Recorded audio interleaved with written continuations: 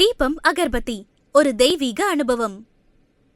இந்த வீடியோல நம்ம என்ன பார்க்க போறோம்னா, துலாம் ராசிக்காரர்களுக்கு 2026 ஜூன் மாதம் நடக்கக்கூடிய அந்த குரு பெயர்ச்சி எத்தகைய ஒரு பலாபலன்கள் நிறைந்த ஒரு அமைப்பு துலாம் ராசிக்காரர்களுக்கு கொடுக்க போகுது. அடுத்த வரக்கூடிய 13 மாதங்கள் 2026 ஜூன் மாதத்திலிருந்து 2027 ஜூன் மாதம் வரைக்கும் குரு கடகத்துல சஞ்சரிக்கிறார். அதுல 3 மாசம் பாருங்க, நவம்பர் டிசம்பர் 2026, ஜனவரி 2027, ஆண்டின் கடைசியும் அடுத்த வருஷத்தின் ஸ்டார்டிங்லையும் பாருங்க அதிபகரமாக சிம்மத்துக்கே வருகிறார்.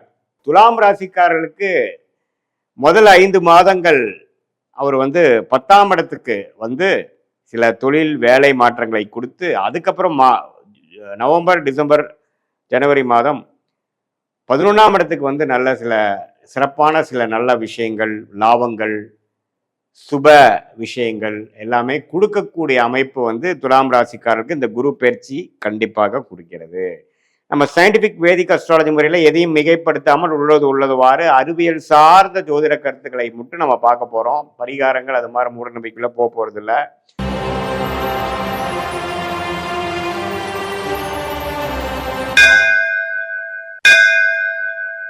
துலாம் ராசிக்கு உச்ச குருவாக 10ஆம் இடத்துக்கு வரும்பொழுது நிறைய அந்த பேங்கிங் லைன்ல இருந்தவங்க, ஃபினான்ஷியல் லைன்ல இருக்கிறவங்களுக்குலாம் நல்ல ஒரு மாற்றம், நல்ல ஒரு ரெகக்னிஷன் கிடைக்குங்கிறது நம்ம தெரிஞ்சுக்கணும். அதே சமயத்தில் தன் வீட்டை தன்னையே பார்க்கிறாருங்கிற 6ஆம் வீட்டை பார்த்து வலுக்கிறார். ஸோ ருணச்சத்ரு பாவம் வலுக்குது துலாம் ராசிக்கு. அப்படிங்கிறப்போ கொஞ்சம் உடல் உபாதைகள் இருக்கிறவங்களுக்கு ஒன்றுமே கேர்ஃபுல்லாக இருக்கணும். புதுசாக ஏதோ சீனியர் சிட்டிசனுக்கு நோய் வருவது, 45-50 வயசுலேயே பார்த்தீங்கன்னா இந்த டயபெட்டிஸ் அது மாதிரி சில தொந்தரவுகள் துலாம் ராசிக்காரர்களுக்கு கொடுக்கறது. அதே மாதிரி கடன்கள் அதிகமாக போகிறது, பர்சனல் லோனு, வியாபாரம், தொழில் இருக்கிறவங்களுக்கு கடன் தெரியாமல் கொஞ்சம் கொஞ்சமாக போய் அதிகமாக போயிடுச்சுங்கிற மாதிரி அமைப்பு. அதே மாதிரி உறவுகள்லையும் கொஞ்சம் பிரச்சனைகள் கொடுக்கக்கூடிய அமைப்புகள்லாம் கொடுக்க வாய்ப்பு இருக்கு. பட் இது ஒரு பொதுவான பலனை ஒழிய உங்களுடைய 2ஆம் இடத்தை குரு பார்க்கறது பண விஷயத்துக்கு பிரச்சனை இல்லை. பண புழக்காட்டங்கள் அதிகமாக இருக்கும். ஆனால் கடன் விஷயத்தில் மட்டும் கேர்ஃபுல்லாக இருக்கணும். உடம்பு உபாதைகளில் கேர்ஃபுல்லாக இருக்கணும். அதே மாதிரி உறவுகளில் கேர்ஃபுல்லாக இருக்கணும். ஒரு மாதிரி லோன் போட்டு ஒரு இடம் வாங்குறது, ஒரு வீடு கன்ஸ்ட்ரக்ஷன் பண்ணுறது, பழைய வீட்டை அப்கிரேட் பண்ணுறது, புதிய கார் வாங்குறது, பழைய காரை கொடுக்கறது, எல்லாமே அது மாதிரி வண்டி, வாகனம், வீடு, இடம் அது மாதிரி விஷயத்துல நல்ல மாற்றங்களை கொடுக்கக்கூடிய ஒரு அமைப்பு துலாம் ராசிக்காரர்களுக்கு 2026 ஜூன் மாதம் ஆகக்கூடிய குரு பயிற்சி நன்றாக குடிக்கிறார். அதுக்கப்புறம் பார்த்தீங்கன்னா ஆண்டின் கடைசியில் 11ஆம் இடத்துக்கு போகும்பொழுது நல்ல லாபங்கள், நல்ல சில இன்வெஸ்ட்மெண்ட் பண்ணதில் ஒரு சில பெனிஃபிட்ஸ் எடுக்கக்கூடிய அமைப்பும் வருகிறதுங்கிறது நாம் தெரிஞ்சுக்கணும். ஸோ 10ஆம் இடத்துல குரு வரும்பொழுது தொழில், ஃபினான்ஸ் தொழில், வட்டி தொழில், பேங்கிங் தொழில், சொல்லி கொடுக்கும் வேலையில் இருக்கிறவங்க, பிரின்சிபலாக இருக்கிறவங்க, டீச்சராக இருக்கிறவங்க, ப்ரொஃபஸராக இருக்கிறவங்க, டீனாக இருக்கிறவங்க, அவங்களுக்குலாம் நல்ல மாற்றங்களை கொடுக்கக்கூடிய அமைப்பு இருக்குது. கோல்டு பிஸ்னஸில் இருக்கிறவங்களுக்கும் நல்ல மாற்றங்கள், நல்ல இது இருக்குது. ஸோ இந்த நேரத்தை ஓரளவுக்கு கரெக்டாக யூஸ் பண்ணி நம்ம சில காரியங்கள் செய்து கொள்ள வேண்டும். ஸோ இதுதான் துலாம் ராசிக்காரர்களுக்கு குரு பயிற்சி நல்லது. 6ஆம் இடத்திலிருந்து கடன் நோய் எதிரியை குறைத்து கொண்டிருந்த சனியை குரு பார்த்து ஓரளவுக்கு தன்மைப்படுத்துகிறார். அதே சமயத்தில் 5ஆம் இடத்துல ராகு, 11ஆம் இடத்துல கேது இருந்து குழந்தைகளுக்காக மெனக்கெடுதல், அவங்களுக்கு தகுந்த மாதிரி நம்ம கொஞ்சம் அட்ஜஸ்ட் பண்ணி போகிறது, அது மாதிரி சில விஷயங்கள்லாம் உங்களுக்கு கொடுக்கக்கூடிய அமைப்பு இருக்கு. பொதுவாக பார்க்கும் பொழுது துலாம் ராசிக்காரர்களுக்கு 10ஆம் இடத்துல குரு வந்தா பிரச்சனைன்னு சொல்லுவாங்க. 10ஆம் இடத்துல குரு வந்தா பிரச்சனை கொடுக்க போறது இல்லை. என்னன்னா சில கடன் விஷயங்கள், உடல் உபாதைகள் விஷயங்கள், தொழிலில் பார்த்தீங்கன்னா கொஞ்சம் முன்னேற்றங்கள், கொஞ்சம் இன்வெஸ்ட்மெண்ட் பண்ணி முன்னேறுறது, வேலையில் கொஞ்சம் பெனிஃபிட்ஸ் அடைகிறது, கொஞ்சம் ப்ரொமோஷன் ஆகுறது, அது மாதிரி நல்ல விஷயங்களை கொடுக்கக்கூடிய அமைப்பு தான் இருக்குதே ஒழிய ஒன்றும் தவறான அமைப்புகள் இல்லை என்று நாம் தெரிந்து கொள்ள வேண்டும். இது ஒரு பொதுவான பலனை தவிர உங்களுடைய ஜென்ம ஜாதகத்தில் நீங்கள் பிறந்த தேதி, பிறந்த நேரம், பிறந்த ஊரை வைத்து உங்களுக்கு என்ன மாதிரி ஒரு ஜாதகத்தில் உங்களுக்கு வருது, நீங்கள் எந்த லக்னத்தில் பிறந்தீங்க, நீங்கள் துலாம் ராசியில்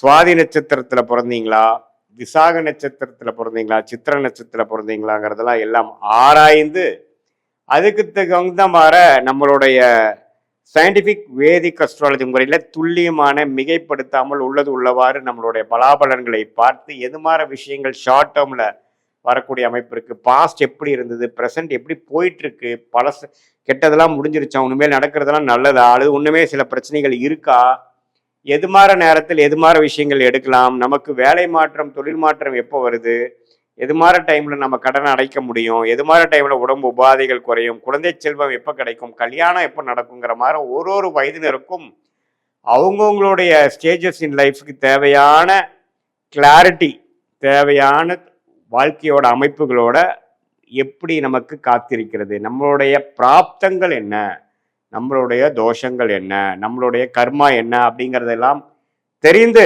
அதுக்கு தகுந்தமாற நம்மளுடைய வாழ்க்கையை அமைச்சு கொண்டேனானால் கண்டிப்பாக வாழ்க்கையில் தேவையற்ற பண விரயங்கள், தேவையற்ற சமய விரயங்கள் எல்லாம் தவிர்த்து வாழ்க்கையில் எளிதில் நம்மளால ஜெயிக்க முடியும். இதுல சயின்டிபிக் வேதிக் அஸ்ட்ராலஜி முறை என்ன சொல்லுதுன்னா, எந்த டிகிரியில கிரகங்கள் இருக்கு, ராசிக்கு எவ்வளோ பாவங்கள் தள்ளி இருக்கு, எந்த பாவத்தில் எந்த ஆதிபத்தியம் செய்யும், உங்களுடைய லக்னம் என்ன, லக்னத்துக்கு எந்தெந்த கிரகத்தின் திசைகள் நல்லா இருக்கு, எந்த தசை போய்கொண்டிருக்கிறது, அந்த தசநாதன் இப்பொழுது கோச்சாரத்துல டிரான்சிட் அஸ்ட்ராலஜி எப்படி இருக்குங்கிறதெல்லாம் சேர்த்து வைத்து நம்ம பார்க்கும் பொழுது அடுத்த வரக்கூடிய காலகட்டங்கள் என்ன, உங்களுக்கு பிடித்தமான ஒரு தொழில் எதுவாற அமையும், அந்த பிடித்த தொழிலே உங்களுக்கு லக்கியான யோகமான தொழிலாக அமைய வாய்ப்பு இருக்கா, எது மாதிரி நேரத்தில் நம்ம செய்யலாம், எந்த படிப்பு நமக்கு உயர்வை கொடுக்கும், எந்த துறை நம்மளுக்கு நல்ல வெற்றியை கொடுக்கும், எந்த நேரத்தில் நம்ம ரிஸ்க் எடுக்கணும்,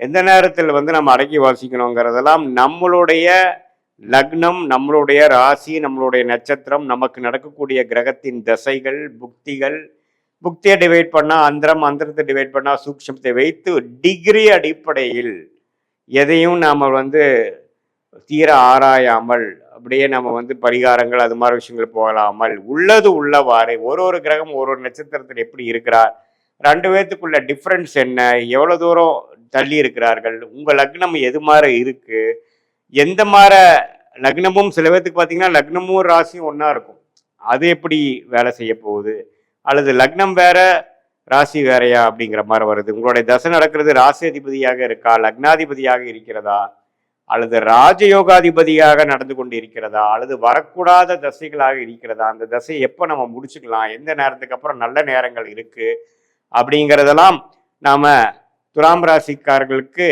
நம்மளுடைய பொதுவான பலன்களும் உங்களுடைய ஜென்ம ஜாதகத்தில் வரக்கூடிய தசாபுக்தியில் வைத்து வரக்கூடிய துல்லியமான பலன்களும் சேர்த்து வைத்து பார்க்கும் பொழுது நம்மளுடைய வாழ்க்கைக்கு தேவையான எல்லா அத்தியாவசிய கிளாரிட்டிஸ், வாழ்க்கையில தேவையான கேள்விகளுக்கு வேணுங்கிற விடைகள்லாம் நமக்கு கிடைக்கக்கூடிய அமைப்பு மூலமாக நம்ம தவறான முடிவுகளை தவறான நேரத்தில் செய்து வாழ்க்கையில் துயரப்பட்டு அதுக்கு வேணுங்கிற விலையை கொடுத்து ஒரு டைமும் நம்ம தவறான முடிவெடுத்து நம்ம எதுலையோ நம்ம இறங்கும் பொழுது வாழ்க்கையில 2 வருடம் 3 வருடம் 4 வருடம் பின்னோக்கி போகக்கூடிய அமைப்பு இருப்பதனால் நம்மளுடைய பிராப்தத்தை தெரிந்து நாம் அதுக்கு தகுந்த மாதிரி வாழ்க்கையை அமைத்து கொண்டு வாழ்க்கையில் நாம் வாழும் பொழுது கண்டிப்பாக எளிதில் வெற்றி பெற முடியும் என்று சொல்ல விரும்புகிறேன். மீண்டும் மற்றொரு காணொளியில் சந்திப்போம்.